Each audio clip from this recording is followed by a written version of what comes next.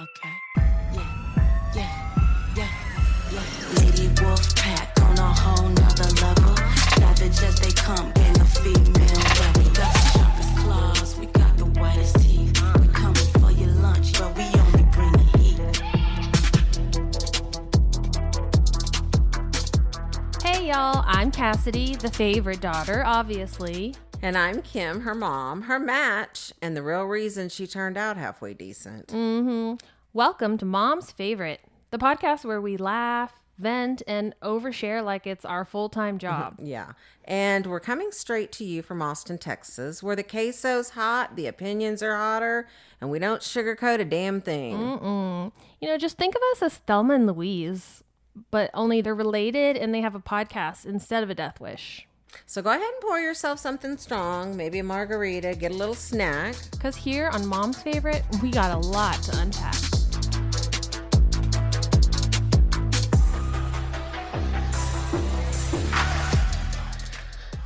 Well, MFers, just another day in paradise, am I right? Normally you'd hear my mom's voice right about now, probably interrupting me, but today I'm riding solo. And honestly, it feels kind of nice, peaceful, professional, almost like I'm at work, which is perfect because today I am joined by my work wife, Karen. Karen is my medical assistant, but more than that, she is my daily voice of reason, my emotional support human, and the person who keeps me from losing my license and my mind. She is a born and raised Austinite with over 20 years working in women's health, which means she's seen some things, like things. So if you love a little chaos with your pap smear and maybe want to hear some wild shit, then let's roll.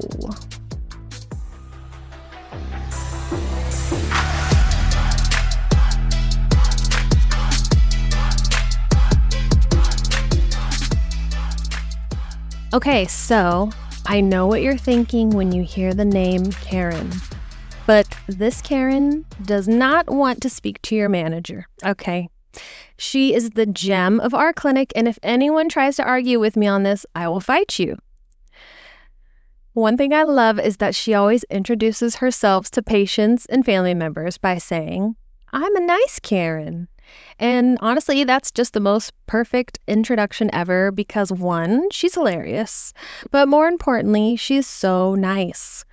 It's not often that you meet someone new and they instantly feel like family, but that is what Karen brings to the table for every person that comes into our clinic, even the ones who are cray-cray or bitchy.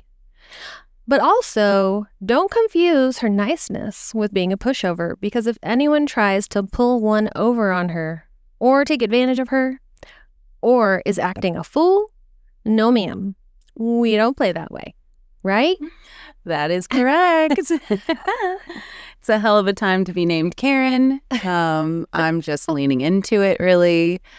No, I really love people. And so I got blessed with a job that I get to love people for a living, especially our patients, but any patient, really. I love them very much.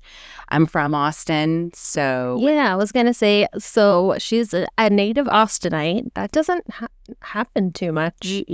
But if you want to, give a little background about, what side of town you grew up, what school you went to. Yeah, so, I always say that I guess I grew up in the ghetto, but I didn't know it. I don't think a lot of people know when they grow up in certain places that they aren't the best, but I grew up in Del Valley, but it was the 90s, so it was a different Del Valley. It was like Riverside, Montopolis, and yeah, I grew up there. I loved it there, and right out of high school, I got a job to work the front desk at an OBGYN's office, and I fell in love with it, and that was in 1999. And here we are, 2005, almost 2006, and I'm still working with the ladies. Yeah. The giant is my life. 2026, Yeah. She means. That's right. But yeah, and I still love Del Valley. I mean, I run into people I went to high school with, and I can't believe we're all still alive. So that was kind of the high school I went to. But yeah, it was a great place to grow up. Austin was very different in the 90s. Yeah, I was going to ask, how do you think Austin has changed since, growing up to now? Well, considering we have a lot of nice Karens in the real Austin, we just kept telling people to come and hang out with us and maybe stay at our house. And then we looked around and they never left. And so Austin is friendly and, come as you are, at least the Austin I remember. And I think Cassidy does too. She grew up here too. Yeah. But, other than the rent going up everywhere, hopefully that friendliness has stayed and is still very Austin. Yeah. So. Did you say what high school you went to? Del Valle High School. Okay. I was like, Fighting Cardinal. Okay, cool. And what year did you graduate? 1998, man. 1998. I know. I was 11. I know. We have patients that were born long after I graduated. So, I mean, I don't feel old. You don't look old and you don't act old. Yes. So she's a sprightly little thing.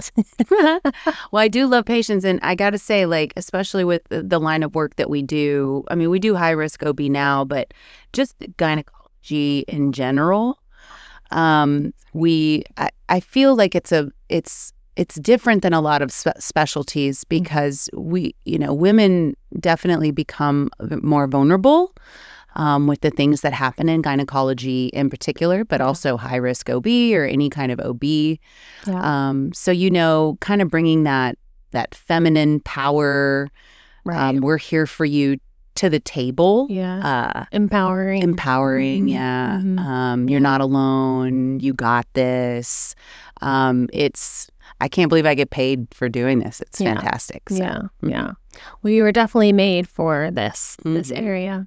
Great. I was going to bring up, so you have experience working in pedi and adolescent gynecology, which I think is an area of medicine that not many people know about. Definitely. And so I was wondering if you had any insight as to what it's like in that world, or if you have any crazy stories, which I know you do, but yeah.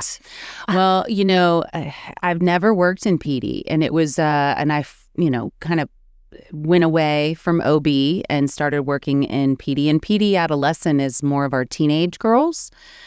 And I was super excited. I love children. But I got to tell you, the first week we had at least 3 sexual assaults, and they were young ladies that it had happened to them by a friend or a family member. It was way too late to report it. And then I kind of got the idea that this is what happens a lot. Yeah. So that was huge. That was sad. And you don't really see that in adult world.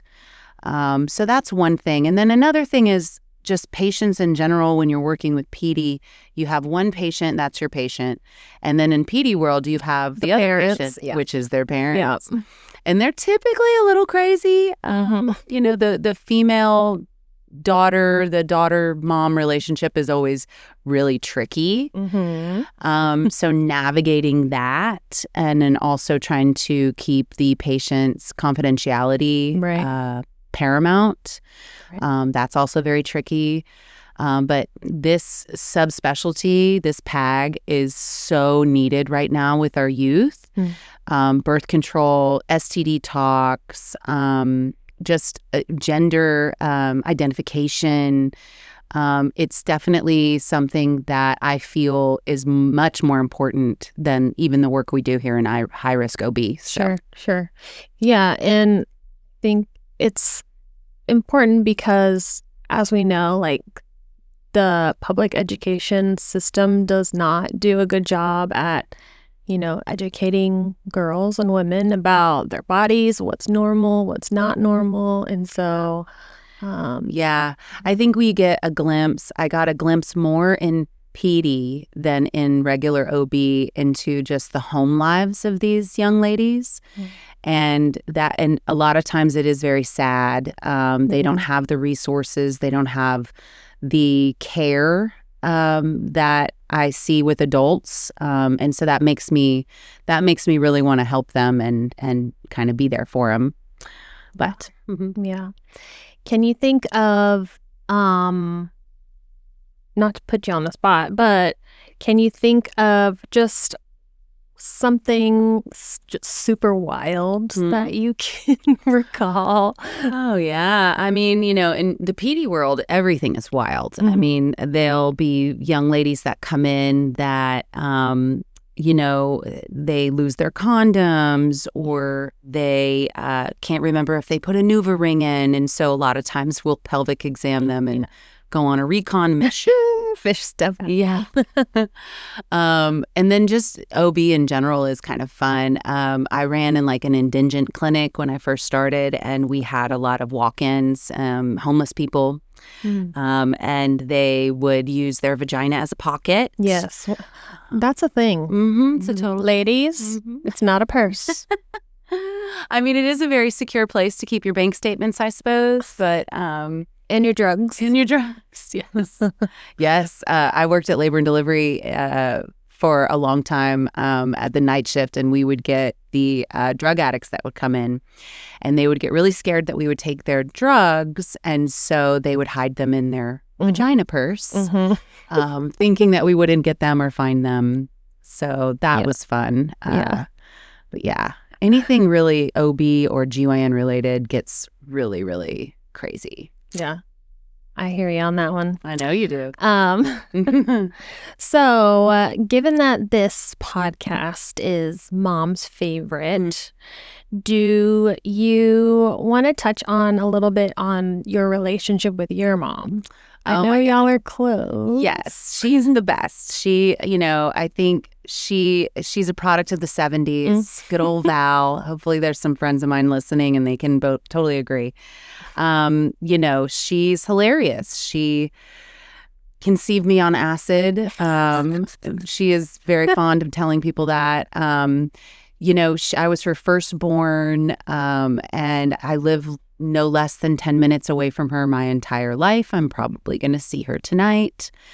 I think it's very important that we have strong relationships with our moms, especially after seeing PD adolescent and kind of going through women's health. That bond only gets more important as we get older. But she's crazy. She's wild. I could only hope and pray to be as wild as I am, like her in her 70s, even though she looks like she's in her 50s. But that's where you get it from, I guess. Probably. And all the water. Drink water. Hydrate her. That's always the answer. Just drink more water. Yes. And then did you want to talk about your family just briefly? Like, do you have kids? Yes, I have a beautiful, wonderful son. He is almost 17. My goodness. He's great. And then me and Cassidy have this in common. We have boys. So I have a lovely husband, and he came to the table with 2 more boys. So I have another 17-year-old and a almost 14-year-old. So I always say that my house has a lot of smells in it. Yes. We're surrounded by penises. Yes. It's our lot in life. You think it wouldn't be. We know everything about vagina. I know. And the Lord was like, nope, here's a penis. Figure it out. Here's some smelly boys. Yes. Here They're great, though. They're fantastic. Yeah. So I just wanted to talk about Karen a little bit about why she's so loved. Lord. So she, obviously, if you haven't noticed, is a people person and is best friend to everybody. She's a hugger. She'll meet people for the very first time and immediately gives them a hug. She's very giving, will buy patients and their kids gifts. She's even let a patient stay with her overnight because they didn't have anywhere to stay. just very selfless. And I call her my work wife. Sure. And I'm very lucky to have her as my work wife. So the very first day of my job, she gave me flowers and hung up a banner that said, "Welcome to the team." And I was like, this is the first time I'm ever meeting this lady. So I'm just super lucky considering I spend almost more time here than I do with my own family. I can't imagine coming to work, 5 days a week to a miserable place with a difficult coworker. And I have friends that are nurse practitioners, and they have horror stories about having awful MAs and that just make their job miserable. So Yeah. I so appreciate you. Yeah, I appreciate you too. You're really easy. I always tell people that, she's the kind of person, it's very rare that you can sit in a room for hours, Yes. know that you like each other, but not have to talk. Yes. It's wonderful for people that have to talk for a living to really be given a pass to just, you good? I'm good. Cool. And then we just do our work together, and it's fantastic. So. I agree. And hugging is good too. If you hug more than 20 seconds, you release oxytocin, Yeah. which is the same thing you release when you're breastfeeding. 20 seconds is a long time, though. You might seem a little creepster if you try to hug somebody for 20 seconds, but just try it out. And see how it goes. Yes.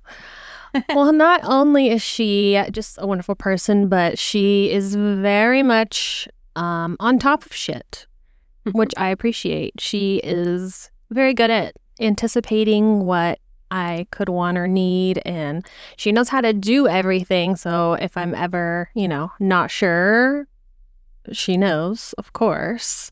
And one thing I love is that, so I hate calling people on the phone, and she is nice enough to do the calling for me. And she loves calling because she loves talking to people. So yeah, you podcasters may not know this because your host is so talkative, but she is actually very shy. And I realized pretty soon on that my strength is talking to people. I love to make phone calls. I love to make difficult situations less difficult. And so I realized really early on that I would take over that for my sweet little Cassidy. I love that because I feel like I struggle making difficult situations less difficult because I kind of freeze in the moment, and I'm like, what can I say? So it's a good thing she's so pretty. And you're shut up. Shut up. But yeah, and she is just very eager to learn about things. So there's always lots of things to learn in our job, and I appreciate that she's like, tell me about this thing, teach me. So that's great. Hopefully they'll put on my headstone, she was super helpful. Because that's all I care. As long as I was I don't care about credit. I just want to be helpful and make things easier. You are so helpful. And that's funny because one time, sorry if you hear doors slamming. One time she was staying after work to help a patient with their kid. Yeah. And to watch them basically, and I said, don't be a hero, Karen. And so now that's our little saying, don't be a hero. Yes. He was lovely. He was autistic, and no one told me, and I hung out with him for about an hour, and he jumped into every fountain we found. I believe he pooped his pants. Yeah. But we became really good friends after that, and I am now Aunt Karen, and I hopefully will get to see him again someday. But yeah, that was definitely a hero moment, biting off more than I could chew. Yes. But love is kind and love gives. Love doesn't need a gain. Right. So if you give, you just give. Yeah. That's what you do. Yeah. Right? Yeah. Well, that being said, this kid did have a grandparent with him. So he wasn't left alone with Karen. That would make more sense. But yeah. Anyways, speaking of heroes, do you want to talk about the opportunity you had to be a hero on Superhero Day? It was the coolest thing ever. So I am deathly afraid of heights. I have been for all of my 45 years. And there was an opportunity that we could, as associates, rappel off the building. And I said, in my mind, I said, you know, what better way to get over something than do it in front of hundreds of people? So I volunteered to rappel off the building as a superhero. I met up with all of these wonderful SWAT guys. Some of them have even retired at this point, but they do this once a year for the children. And Yeah, it's like an annual thing they do. it was so special. And they taught me how to do it. It was one of the best experiences of my life, maybe even more than having a child. I felt a million miles tall. I got over my fear and I became a superhero for the day. Although, let's be honest, those kids are the real superheroes. Yes. They were so happy to see Batman. Yeah, so the SWAT guys will all dress up as different superheroes, and they have like legit costumes. And they used to rent their costumes, but somebody donated. Yeah, somebody donated a bunch of money and they purchased like all these really nice costumes, and they had everybody from like villains, superheroes. There's like a Batmobile. There was a helicopter with Spider-Man in it. Yeah, it was intense, and they were rappelling from the helicopter. There was definitely a moment during probably that week and then the weeks after where I had major imposter syndrome, where I was like, I don't belong here. Everyone else is cooler than me. What am I doing here? But yeah, it was pretty incredible. I am always an advocate of come from a place of yes. If you get asked to do something, if you are asked to participate in something, just say yes. You never know where it's going to take you. Yeah. It might take you to the roof, surrounded by some hot SWAT guys. So, amen, sis. Girl. Shout out to the SWAT guys. Yeah. I miss you. Let's do this again sometime. And then you are very into fitness and health.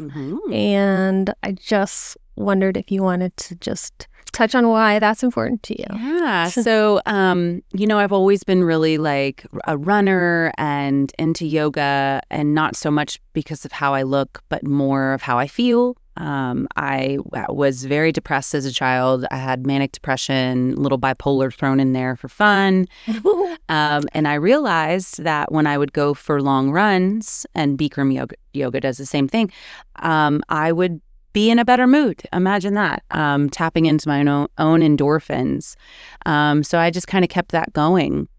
And yeah, I love to run. I love to yoga. I love to do anything that exercises our heart muscle. Yeah. It doesn't get a lot of exercise other than, cardio. So, but I will tell you, and nobody's going to care about this, but, I get dismissed as a skinny girl.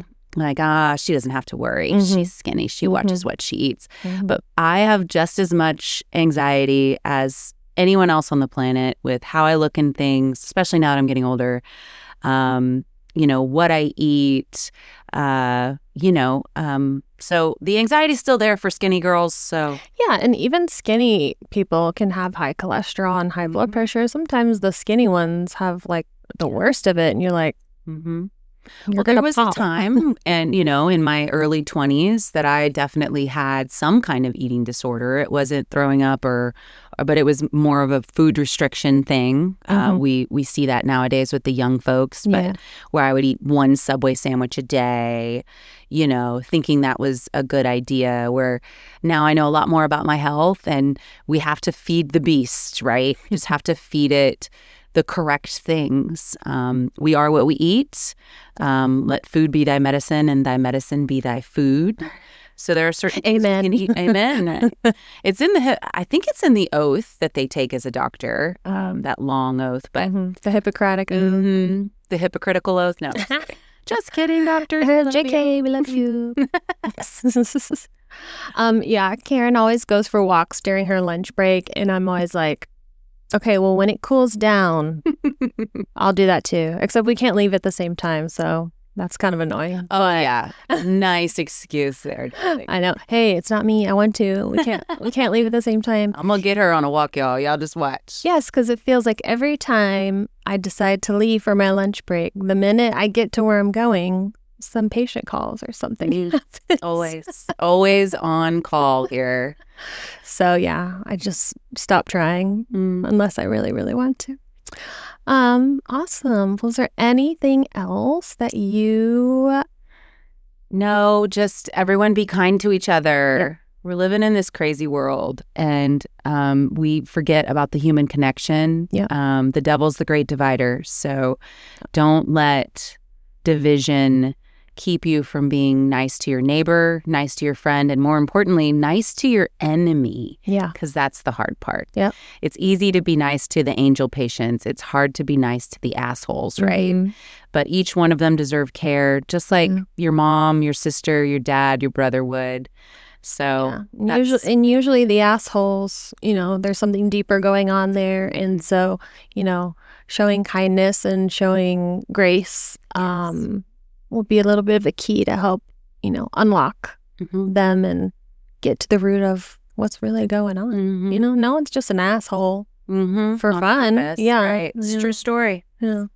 True story, man. All right. Well, thank you so much. I was so nervous. I'd like to do this again, though, and maybe get some more topics. Yes. This is a lot of fun. It's very fun. We've been trying to do this for a little bit, so I'm glad we finally got to. Yeah. And we're recording from our office, which is really the perfect podcast recording. Yeah. Because it's like a small-ish enclosed space. But yeah. It's been a pleasure, and I'll see you tomorrow. Yes. Adios, y'all.